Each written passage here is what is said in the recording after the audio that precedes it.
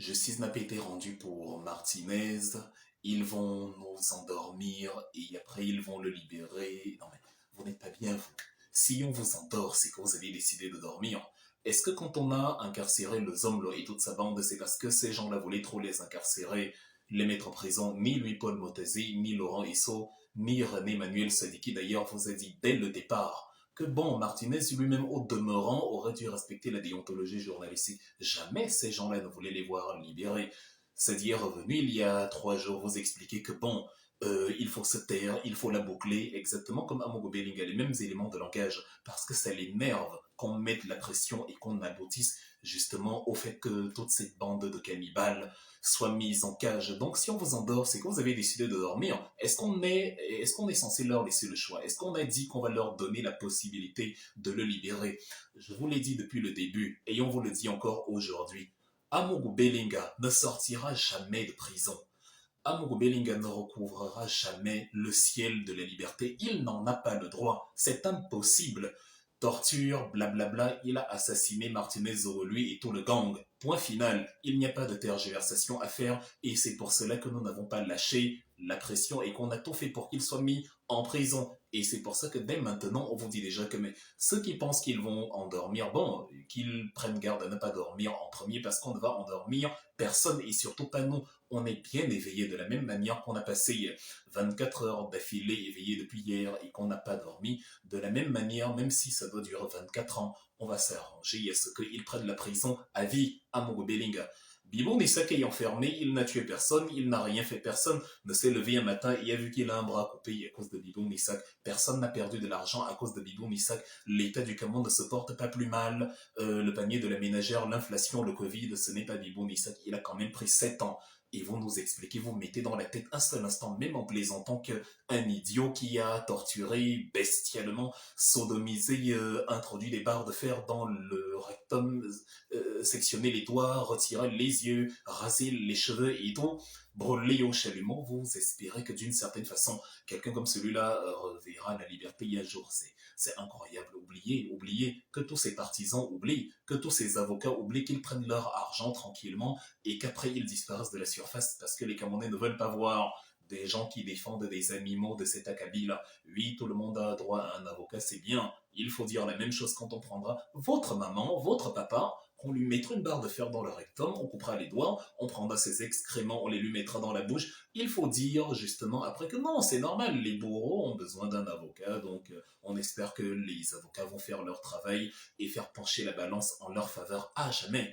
Donc nous ne sommes pas inquiets du tout. Quand nous disons qu'on est content qu'Amogo Bellinga soit mis en prison, ce n'est pas parce qu'on se dit «Ah merci Seigneur, Paul Biya, tu l'as mis en prison, voilà, Alléluia, Amen». Non, c'est parce qu'on sait que si Paul Biya l'a mis en prison, c'est parce qu'on ne lui a pas laissé une autre alternative. C'est parce qu'on ne lui a pas donné la possibilité de faire comme avant. C'est parce qu'on lui dit depuis le départ que là, on va courir. Le Cameroun d'hier n'est plus le Cameroun d'aujourd'hui. Cette fois-là, on va courir tous ensemble et on va voir qui va se fatiguer en premier. On ne va lâcher presque quand il sera en prison. Combien de fois vais-je vous parler de la pression du Bayern de Munich, du Real Madrid? Vous voyez les résultats. Vous pouvez être faible face à une équipe plus forte, mais si vous les harcelez, si vous les acculez, si vous ne leur laissez pas 2 secondes après qu'ils aient pris le ballon, si vous allez le chercher dans les tierces qui suivent, évidemment, vous augmentez vos chances d'aboutir à la victoire et vous pouvez justement, comme dans le cas Martinez-Ogo, atteindre cette victoire-là.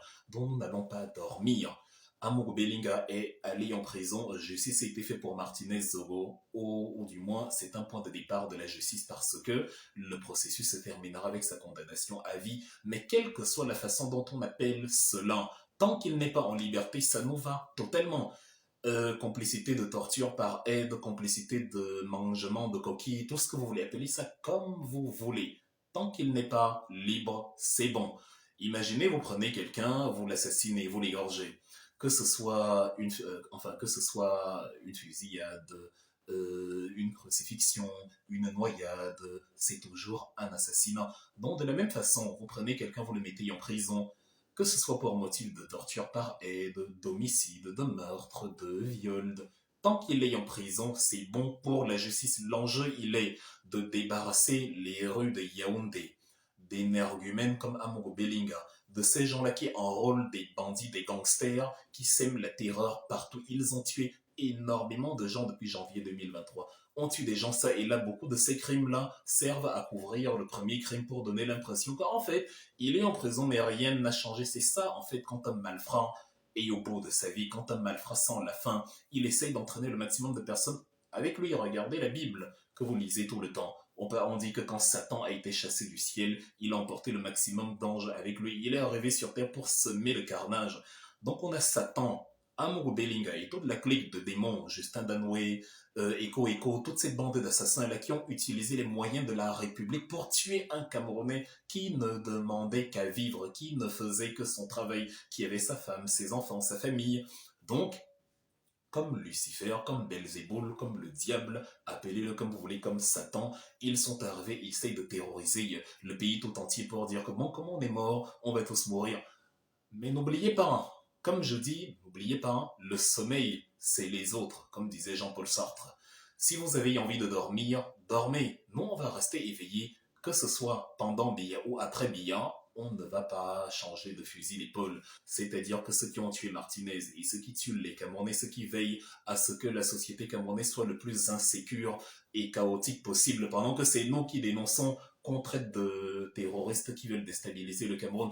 Ah non, cela jamais on ne va leur accorder le sommeil. Si on ne dort pas, ils ne dorment pas non plus. Et rien, aucune manipulation, il n'y a rien de nouveau sous le soleil. Qu'est-ce qu'ils vont faire qu'on n'a jamais vu? Qu'est-ce qu'ils vont sortir de leur chapeau qu'on n'a jamais vu? Ou on va dire que bon, dans 6 mois on les libère. Donc vous avez l'intention de regarder si dans 6 mois on les libère.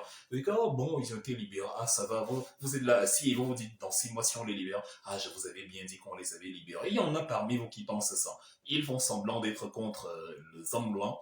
Ils nous disent que oui, gardons le cap parce que dans 6 mois, on va le libérer, c'est pour nous endormir. Tout ça parce qu'ils veulent nous dire dans 6 mois, vous voyez, j'avais raison, mais qui vous a dit qu'on a prévu de leur laisser même penser qu'ils peuvent le libérer? Qui vous a dit cela? Qu'ils collent le motif qu'ils veulent, rien n'y changera. Non seulement on ne veut pas qu'ils soient libérés, mais on a en ligne de mire Laurent Esso. C'est dingue. Pendant que vous êtes en train de penser qu'on a abandonné, qu'on a tourné la page et qu'on est passé à autre chose, non, on vous explique qu'on est en train de gravir un escalier supérieur. C'est comme les pyramides à degrés, ce que les Égyptiens construisaient il y a 4000 ans après les mastabas. C'est-à-dire, il y a un étage primaire, un étage supérieur, et de fil en aiguille jusqu'au sommet de la pyramide. Donc, nous avons commencé avec Amogo Bellinga, Justin Danoué et toute la bande de cancrelats qui sont actuellement incarcérés. Et maintenant, nous n'avons pas oublié le volet financier. Il faut que tous les biens qui résultent de la ligne 57, que Bruno Bidjan oublie qu'il sera milliardaire parce qu'il a hérité des biens de son boss qu'il a nommé PDG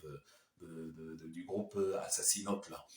Nous allons examiner, nous allons demander l'examen des lignes 94, 55, 57 et 65 pour que les bandits qu'on appelle Laurent Isso et lui, Paul Montezé, finissent aussi là-bas. Je pense que vous deux, Laurent Isso, Montezé, vous avez vu la force de frappe que nous avons à travers la parole, à travers la pression populaire. Vous avez vu comment ce que vous pensiez impossible a fini par arriver. Celui qui disait « je n'ai peur de personne, tu me la boucles » et tout, il a fini au gnouf. Sachez que maintenant, le même sort vous attend aussi, ou du moins un examen pour faire la lumière sur la gestion que vous faites de l'argent, des impôts, des Camerounais, de l'argent que le Cameroun produit, qui doit servir à faire des barrages, des autoroutes, de la connexion, de la fibre optique, de l'Internet. Toute cette infrastructure-là, financer l'éducation, la santé avec des monicomates et qui meurent, vous allez nous expliquer par quel stratagème vous avez pris un milliardaire, vous avez pris un voyou, un bandit, un illettré, un analphabète, dans tous les sens du terme, un broussard, quelqu'un qui n'a aucun charisme, aucune classe, aucun swag, vous avez fait de lui un milliardaire, un opérateur économique incroyable. Donc vous allez nous expliquer ça gentiment. Et ceux qui pensent qu'on est en train de dormir, je suis donc en train de leur expliquer que jamais on est bien loin de dormir. Nous avons l'œil vif comme celui d'un hibou à minuit. C'est-à-dire, nous allons trouver le fameux sommeil quand nous serons dans le même état que Martinez. Tant que nous sommes encore en vie, nous allons sauf que rester éveillés. Même dans notre sommeil, nous allons crier justice pour tous les Camerounais, justice pour Martinez et pour tous les Camerounais, tous ceux qu'on a assassinés.